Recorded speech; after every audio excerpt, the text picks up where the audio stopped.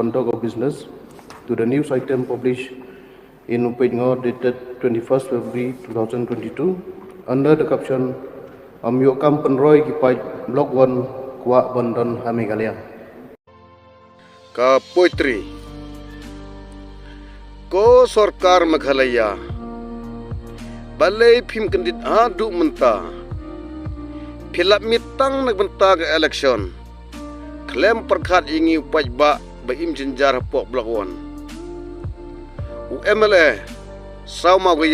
Ma Nujorki ladep ra igane gamat apo assembly Henry Phim patiau ai intip nagadaw balay ya live henry tuligi sinong kasi penar kibay imsa sat aki jing jenjar kumno cha asam pi pendrung yengi bemyade gidustur geriti ikwa bandon para kasi khara bandon apok kastit Meghalaya klem mapi yanongin kemilinti kini gijuk amdon kiang nong ba ban pun phai khmat kaliang bisngi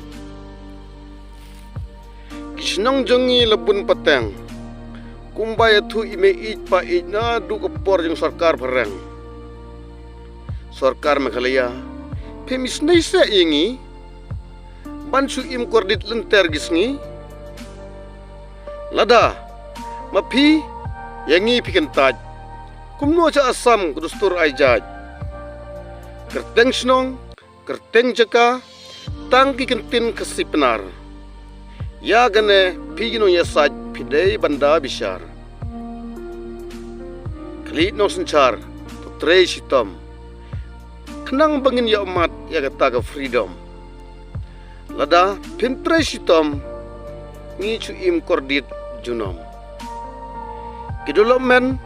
sengi kilong nil sudah kijingka mai berit jongi hau asam man gapor krong kajena mentah dangdon galat andal pun bejput wana spot bat pi Meghalaya yang ikwa pendon rongkat